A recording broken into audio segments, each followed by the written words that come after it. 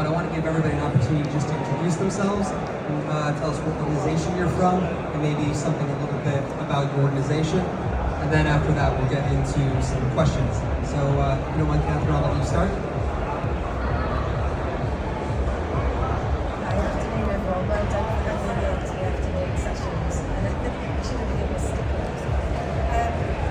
My name's Katherine, I'm Director of Intelligence. We run a programme called Wildstrong that we're talking about today, and that's about mass participation, behaviour change programme to get people moving where they live, work and play on the street.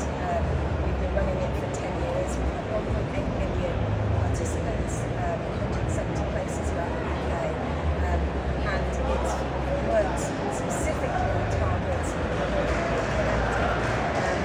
based on the principles of trying to get people to move a small amount, connect with their place, connect with each other, and thereby find enjoyment and movement and enjoyment their activity levels. That then may take them into something else. It might then give them confidence to move the sport engines, or maybe just walking inside doing the places. So my background is I used to work in the Football Association in football.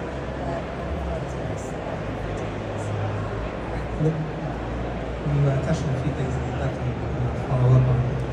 Rick? Yeah, thank you, Andrew. My name's Rick Jenner. I'm the CEO of Park Play. We're a relatively new charity with a mission to build happier, healthier communities nationwide through the life-changing power of play. And what we do is we work with local authorities and communities to help them to set up their own free, fun, weekly session which involves play. So informal, fun games and activities for people of any age to come and participate in, all to improve people's physical and mental health, particularly in areas of higher deprivation and health inequality where there are the biggest barriers and challenges to people being more active. So far we are only 3 years old. We've taken that to 67 communities so far up and down the country. And we're seeing fantastic results of people coming together as a community, being more active, improving their physical and mental health, and all through play. So fun sessions where people come along purely for the sake of it, purely for the sake of meeting other people and having fun, whether people are from the smallest children up to adults in their 70s and 80s. And I'm personally, my background is I've been very privileged to live a very active life, having had an upbringing where sport and physical activity was front and centre. But lots of people obviously don't have that privilege, and we're really passionate about encouraging more people to see the huge benefits, particularly in their physical and mental health, of a more active life. Perfect. Okay, Jill, who are you?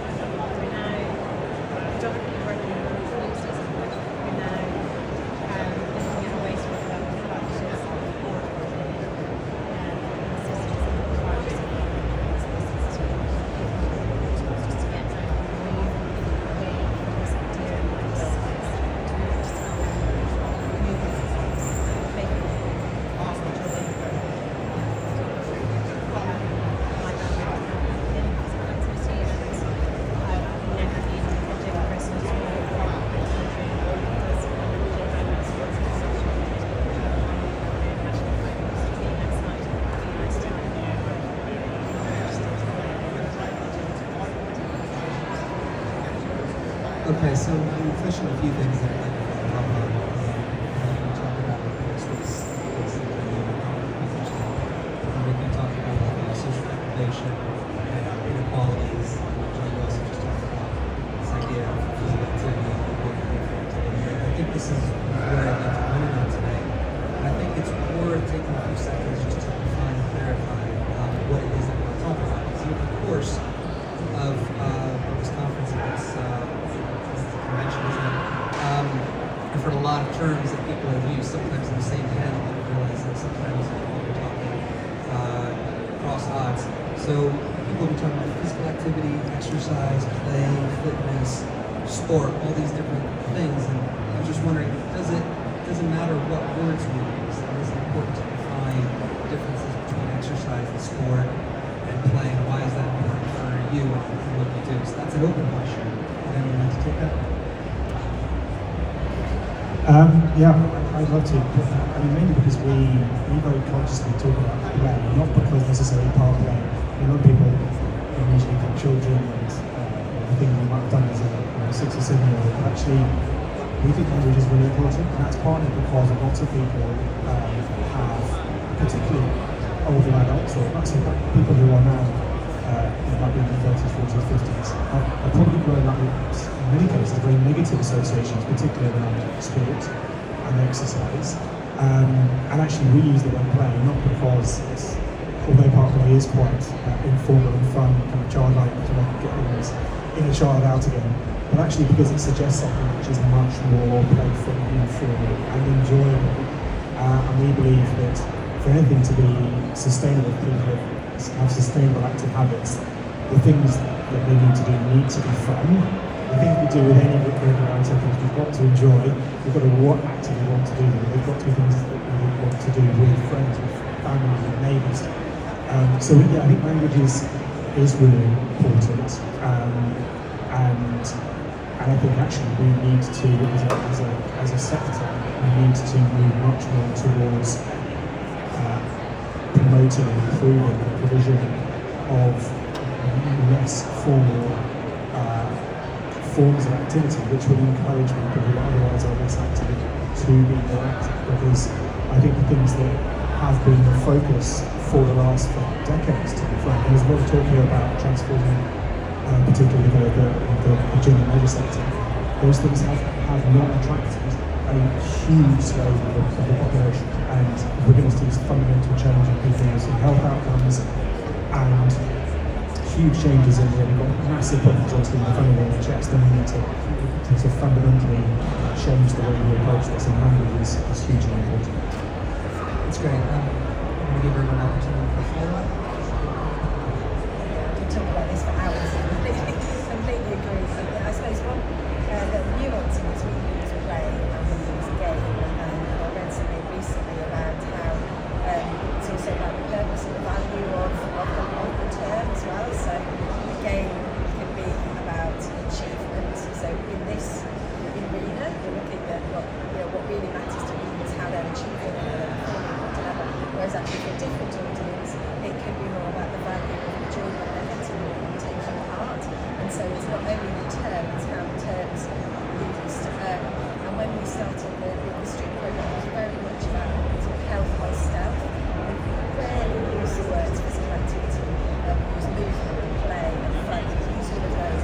But actually during COVID, we started to change the language because we realised that people do know physical activity on their health, they don't use that physical activity on what they do. And actually COVID taught people how important it is. So now we have started to use this as a tool to help themselves get active, use it as a tool to learn physical activity. And that's language that has only started to use before since COVID, because we understood the value of what we started using always use positive reinforcement messages before and after about the impact they've had on their physical activity. So then we started to use that. Sure.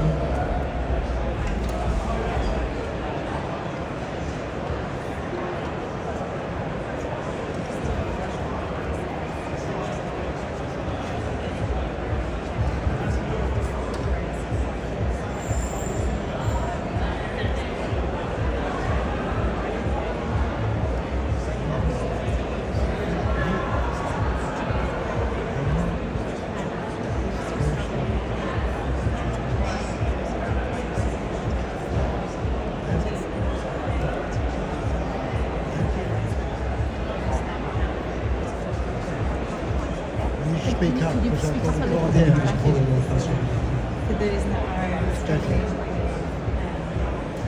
confidence, playing games is great fun. And when we talk about it to adults, when we have them into the Wildstrong class,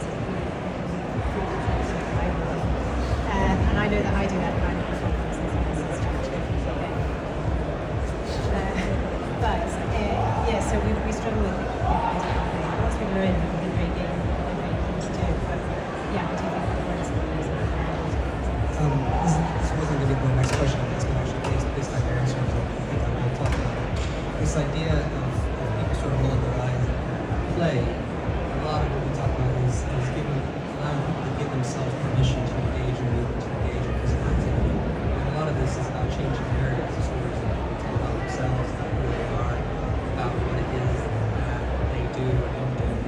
And, tying in this idea of language, I think maybe what we were talking about is this narrative of how we talk about physical activity, how we talk about fitness, and maybe what's hurtful about what we said in the conversation as it is. I think that, one of the things we said is, we've had 40 years of the modern fitness industry, and as we were saying, only about 50% of the population has any kind of gym membership. So that means that around 85% don't. And after 40 years of the fitness industry, you can say, well, what have we accomplished? What have we missed? So that's what I like to talk about. It's like within the current narrative, what is not being said? Or what are the community? What are the missing bits? See.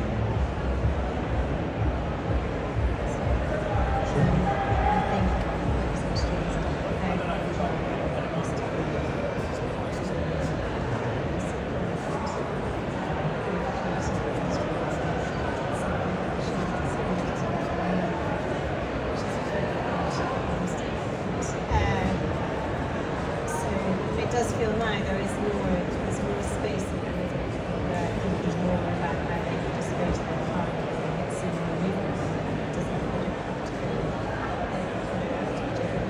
and that's okay. It does feel like there's a shift now.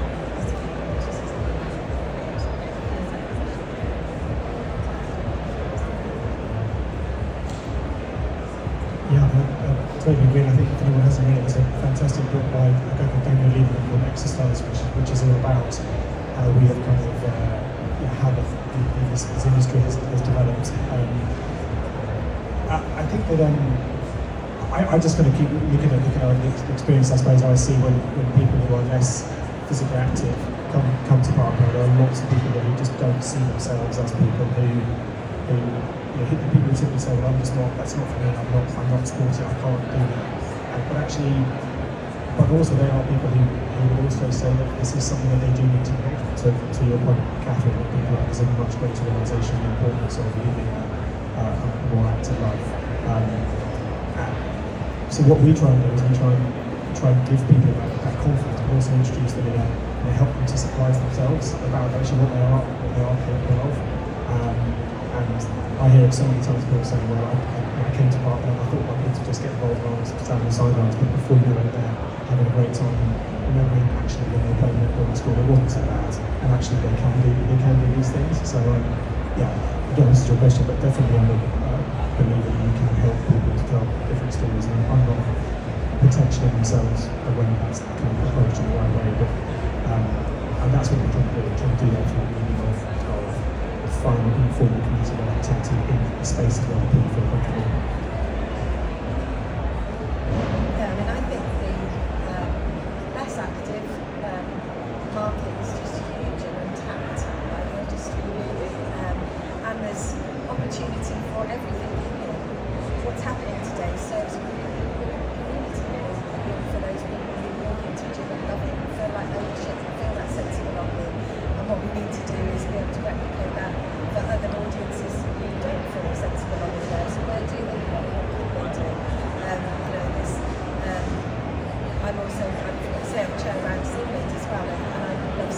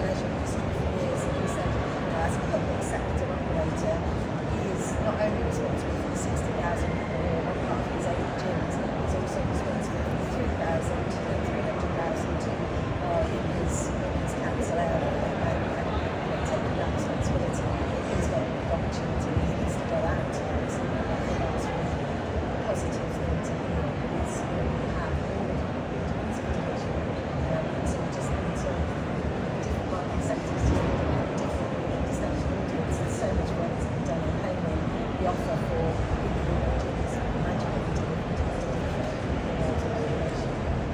I just want to piggyback on what you just said. In our previous conversations, you've done a really good job of drawing a distinction between place and venue. And it's a distinction I'd never heard before, but I think it was a very powerful way of thinking. Could you just explain that a little bit? I can remember. It was great when you said it. I suppose it's trying to move conversation from a place where activity takes place in a venue to where activity takes place everywhere. So it's that more unstructured daily movement. You have people understand that movement is part of their life, and you can do that through your commute, through going for a walk in the park, through taking part in an activity like that, through wandering down a canal, as well as going into a very functional environment and having a physical experience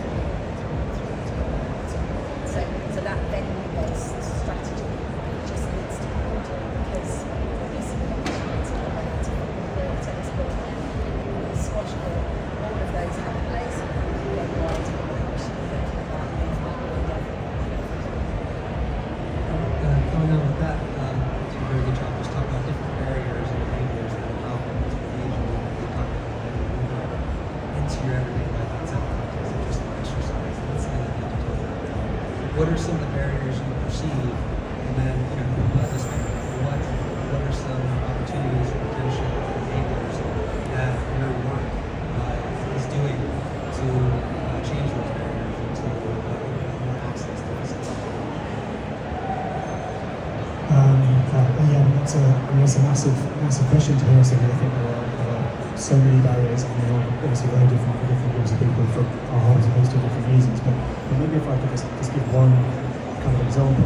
We started partnering in some fantastic but really disadvantaged communities, and I think there's a huge numbers of people in this country for whom sport physical activity is just so far down their list of priorities. Even if they have some kind of inkling that actually every grade 5 they pick up exercise to be. There are people who are frankly really struggling to put food on the table, really struggling to feed the basic things, and this is just so far away from so far down the list of priorities. So what we're trying to do is try to show that actually, working with local authorities who are trying to target these areas where there's equality, health and equality, you can build supplement communities which they can help those people to be more active and more healthy. And actually to go back to things you were saying earlier, Katherine, I'm a strong believer that there is something there for everybody. There is a way that everybody can be more healthy, whether that is walking, whether that is cycling to school with the kids, whether that is going to the gym, whether that is playing a sport. And I think that by helping people to take that first step, you can start to take that and make other opportunities, which may be in the gym, the leisure centre and so on, open their eyes to these things that might be possible. And actually at some point then there might be things that they might start to prioritise a little more as they start to realise the benefits of those things. Because for a lot of people, some of the barriers are just very, very significant cost for a lot of people being a huge amount, let alone obviously the opportunities that a lot of us would take for granted, the proximity of gyms and leisure centres, the proximity of sports clubs, the opportunity to ride a bike, so on and so forth. So hopefully we can start to give them some of those opportunities, which I do believe will help to address and help the huge market potential that does exist as well.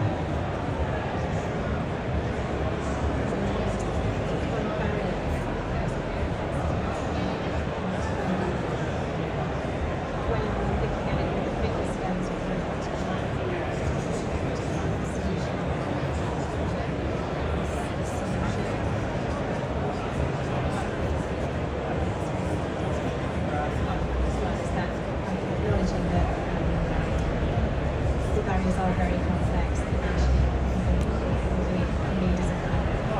meaningful to get them there. It becomes a very, very big problem. That's why we work hard, we see brands not really thinking about it.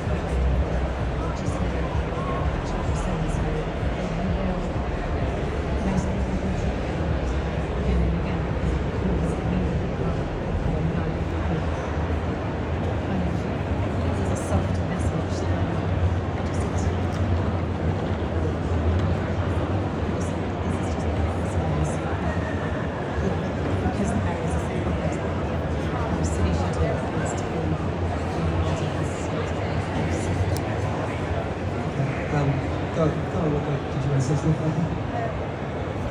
James kind of said it. I think you can. I think you need to look at what priorities are and how go where people are, and also look at what matters to you. So that's the approach that we've taken. What are the things that really motivate people? What matters to them? What do they care about? The reason we believe street work so well is because it's about the children to start with. So it's about giving parents permission by letting the children active for them to be active as well. And I talk to a lot of mums, they'll say we just haven't got time. They'll take a child to a massive think about doing things. So you're trying to help them integrate part of their daily life with their permission. So it's about being to them and what matters to them.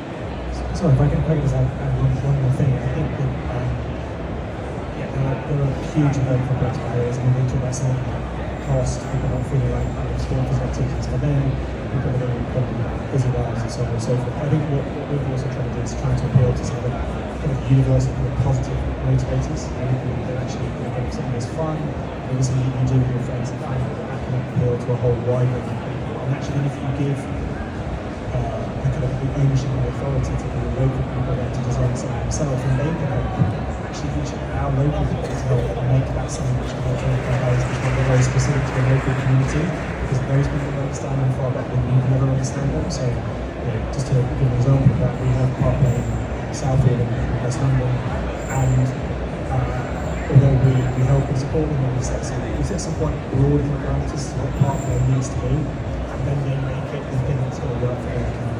And that community is very different to a community in South London, for example, where Parkway, in our case, we look quite different, albeit it still kind of conforms to some of the broad principles around fun and community and so on and so forth.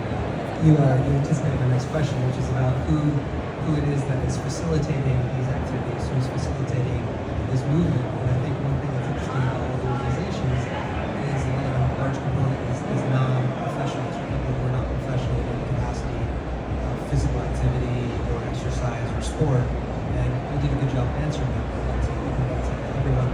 Why is it important that these are local led? Why is it important that some of the people who are involved are not traditional fitness professionals, but are just people who are part of the community? Like said it, they know the community better, and I think it's something that we've learned. So we didn't start off with that, and because the programme is such a major event in a place, it's like to run a half marathon or something, but it runs for 6 weeks. It's got thousands of people. We've tried to work out where should we be involved, which bits do we need to do, which bits do we provide the opportunity for others to involve. We've just run a programme in Clapton and Gill for Nigel Farage, and it was run by the local community voluntary sector, and it's been our most successful programme we have ever had in terms of engagement, because this woman knows everybody, she knows all the different, she knows the other people who know everybody else, and so before the game had started, we did the participation time, they then travelled further with a person at any other programme, and this is all, we always talked about one of the most private ones in the whole of the UK, and it was genuinely, we provided the tools, the resources, the infrastructure, they learned how to training, and then we got out of the way and let them have fun and enjoy their environment and feel and be able to celebrate the success of them doing it as well. And I think that's what we need to do. The local parents and they need to feel a sense of agency that we've done that. Then that's a real successful program concept.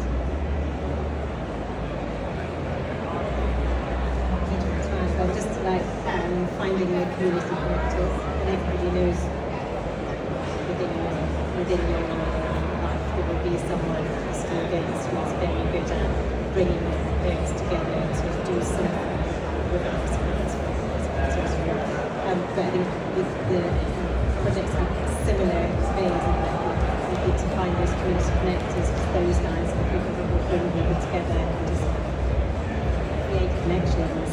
And it necessarily, to my mind, can't come from a fitness professional, because people that are going to the gyms, that's great that they're going to the gym, and majority of the people to get them out and get them moving has to be meaningful for them. That needs to come from their peers, their leaders, and run in a meaningful way that works for them there and therefore, rather than. Great, thank you. Oh, Rick? I just wanted to say one quick thing. It's interesting you mentioned Clacton and Joey because we've started partnering with Clacton and Joey and I couldn't agree more. In fact, we're starting Clacton Parkway 2 days after the demo actually. So, but I just wanted to actually just to give another example actually. I think sometimes coaches can be amazing. We've got some fantastic people who are coaches, but they are coaches that ultimately get people. That's their number one skill they have, the ability to engage and inspire people. We started a pathway down in a place called Trevelyan, down in Cornwall, and we were ready to start it. There were a couple of people who were in the sector who were going to run it, and unfortunately they pulled out at the last minute, and we were like, what are we going to do now? And we kind of got it started ourselves. We said we want this community to take over. 2 years later, there are fantastic members of that community, particularly with Karen, who runs that pathway, who is a mum of 2 kids, who works in the solicitor office, never been involved in spirituality anywhere in her life, wanted to do something positive in her community. We have helped and supported her and done some of the hard work and provided her with the support to put on a brilliant event for her community. She is now an absolute pillar of that community. So you're like finding those people, but sometimes they also come, sometimes people who don't know they have it in them either. But there's nothing better than you can unearth some of those people, not only because you're helping and supporting to create something brilliant, but they are discovering something new in themselves that they probably didn't know they had as well, and making a fantastic contribution to their community. Yeah, I think those people can come from kind of they can sometimes be your coaches, but I think they have to probably always be their rootedness in those communities and understanding of them. It's amazing that people learn when they're sort of given the opportunity to step up and get out of the comfort zone. I'm always amazed at some of the most mild-mannered, almost shy people in either context where they can be a teacher, they can peer coaching, or they just have a natural sensitivity. They're so good at bringing people in. It's really amazing. It's not always the loudest person in the room who all of a sudden can be that pillar of the community. What you were saying about having other people step up and got me thinking about one of these other questions. Because part of this is talking about physical activity habits, which makes me think about this idea of sustainability, and not just sustainability in terms of ecological habits. I mean, what I mean is, how do you create a robust, sort of resilient group that keeps on going in case you lose that champion, in case you lose a key stakeholder, in case you lose funding? How can you create those sorts of systems that can move on, even if you lose the funding, even if there's an election that changes the priorities that election level?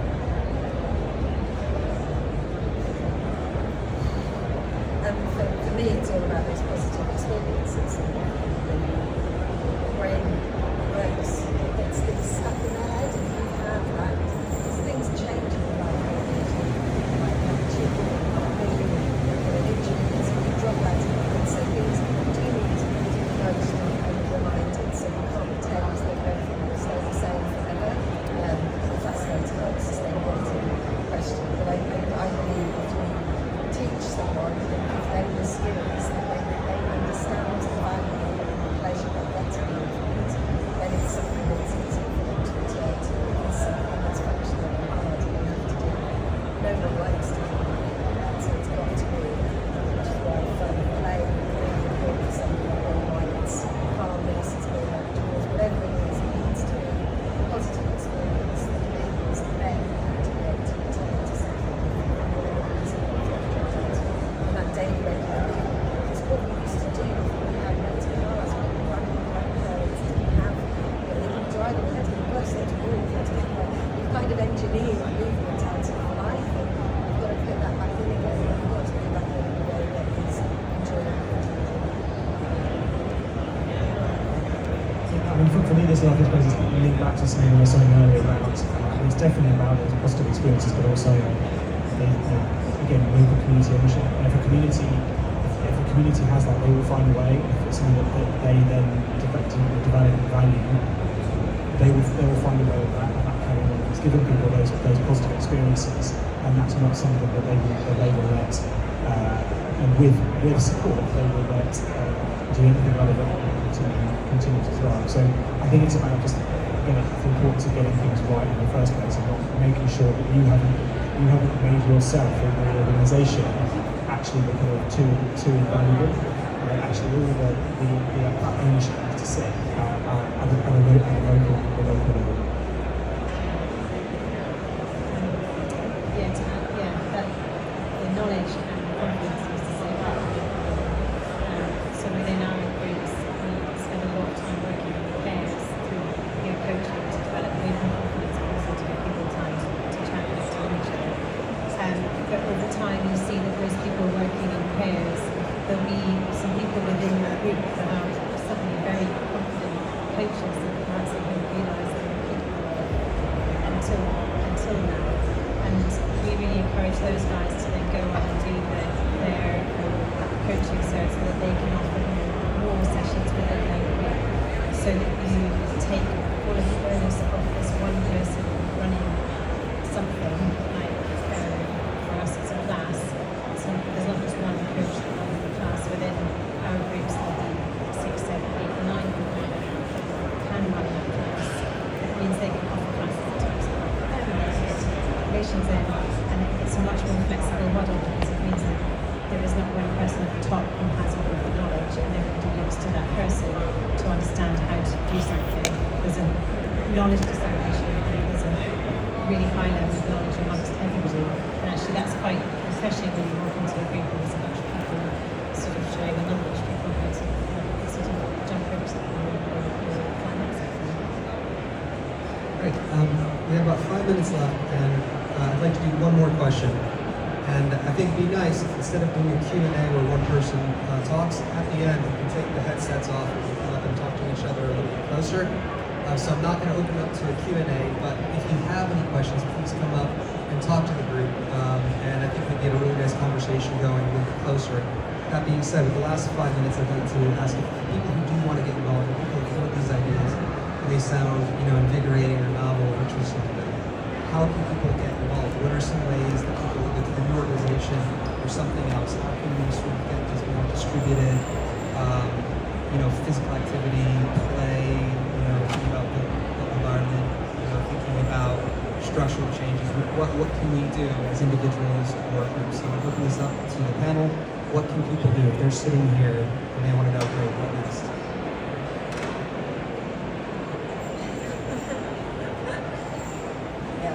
Talk to us. You've been doing this a while. Learned some mistakes as well along the way, so happy to share some of those. I think I had a bit of an epiphany about 10 years ago when I joined. I was working in sports, trying to get people to play, trying to get girls to play football, which was kind of taking away from netball. It was kind of we were in a small pool, and suddenly realising there was this whole new area, a whole new audience that just aren't engaged. It was a real challenge, an exciting challenge. How could you what are the things that could happen?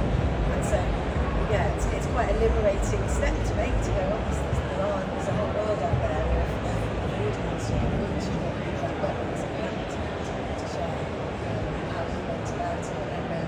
And in places we're all working in different places across the country.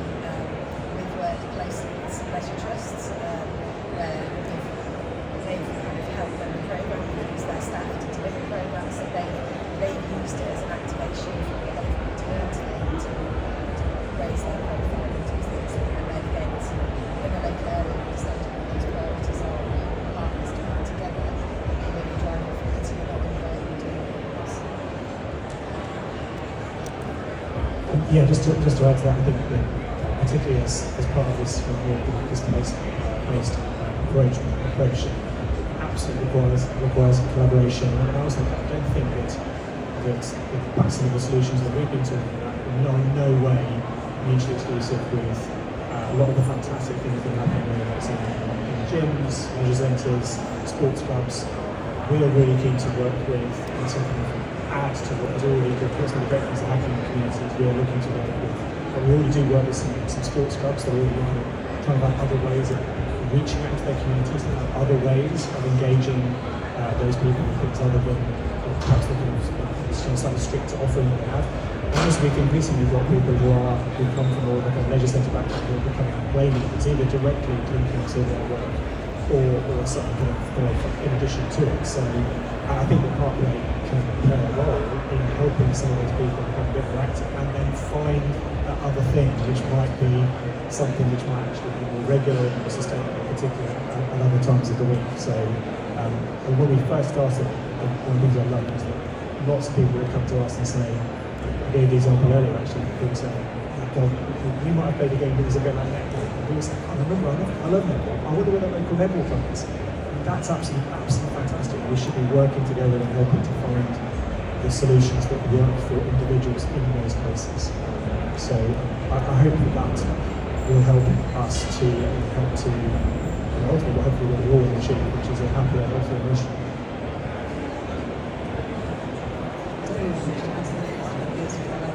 We have a very good reading and resources, and that it's just a compilation of things that we thought were interesting around movement and community building and time outdoors, which we were very happy to interested in start to think about different things.